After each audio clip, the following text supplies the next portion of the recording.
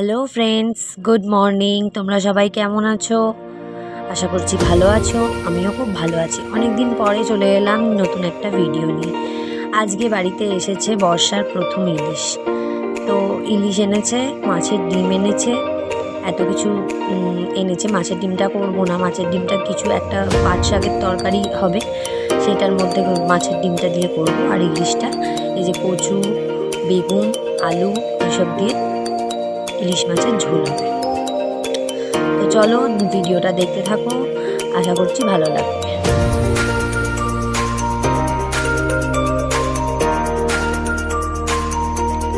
তো প্রথমে ইলিশ মাছটাতে একটু নুন হলুদ মাখিয়ে রেখে দিচ্ছি। আমি ইলিশ মাছ সাধারণত ভেজে করি না, আমি ভাজা খেলেই ভাজা করি, নাহলে আমি কাঁচাই রান্না করি। ওটাকে ফ্লেভারটা খুব ভালো আসে।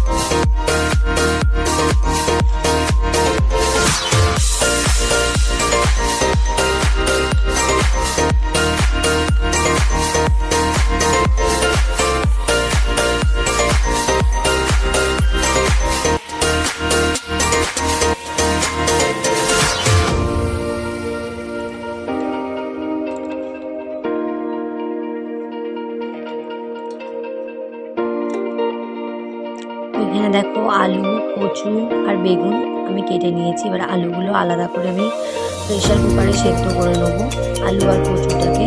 কেননা আমার বড্ড রান্নার দেরি হয়ে গিয়েছিল সেদিনকে, আর ওই জন্য করতে পারছি না। কেননা আলু আর কচুটা আলাদা করে সেদ্ধ করে নেবো।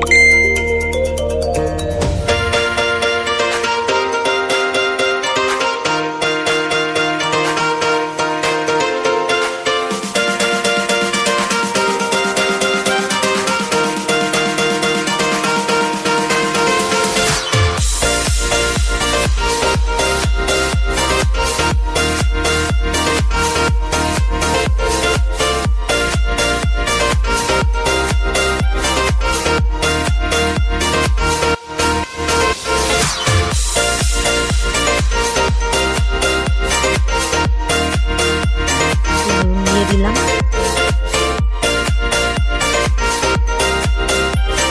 সামান্য একটু হলুদ দিয়ে দিলাম।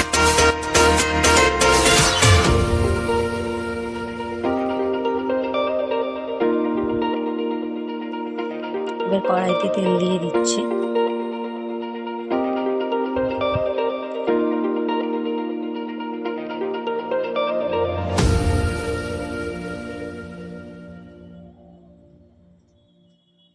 কালো জিরে ফোড়ন দিচ্ছি।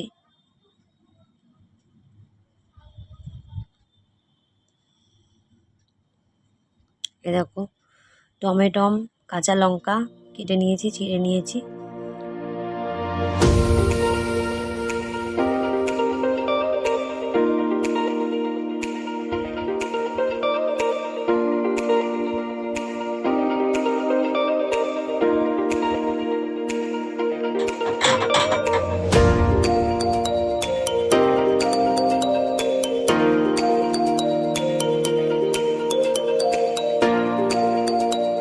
এরপর এর মধ্যে বেগুনগুলো দিয়ে দেবো। বেগুনগুলো দিয়ে বেগুনটা প্রেশারে দিয়ে দিই, যেহেতু বেগুনটা এর মধ্যেই হবে, করার মধ্যে ভাজা হয়ে যাবে।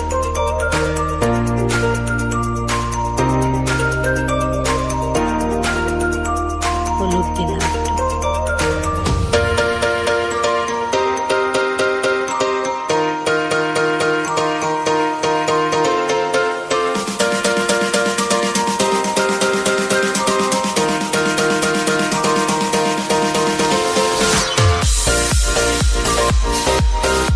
চিনি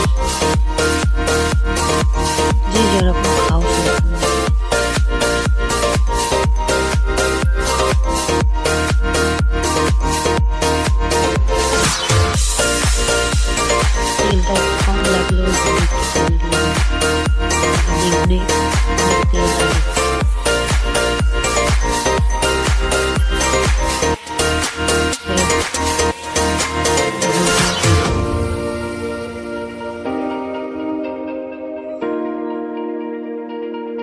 জিরে গুঁড়ো,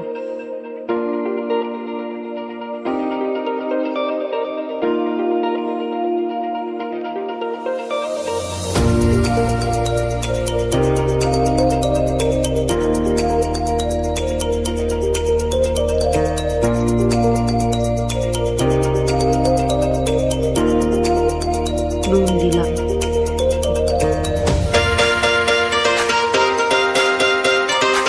অল্প করে দিলাম, কেননা প্রেশারের মধ্যে আলু বেগুনটা যে সেদ্ধ করতে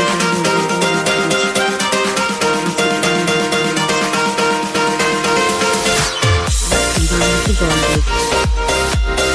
লঙ্কার গুঁড়ো এখানে দিইনি, কেননা অনেকগুলো কাঁচা লঙ্কা আমি চিড়ে দিয়েছি।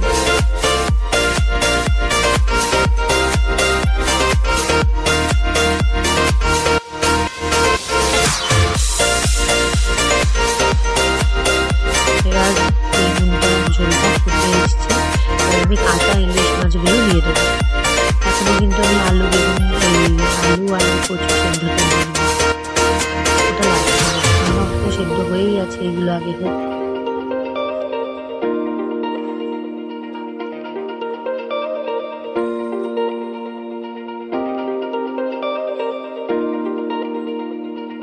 এই যে মোটামুটি প্রায় সেদ্ধ হয়েই গেছে।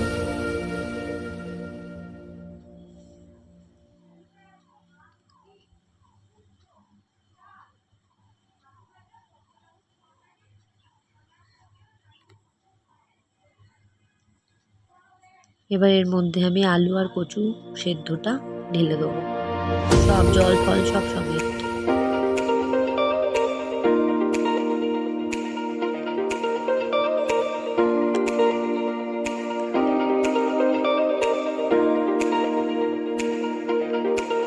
আস্তে আস্তে নাড়াতে হবে, কেননা এখানে মাছগুলো আছে, মাছগুলো ভেঙে যাবে না হলে।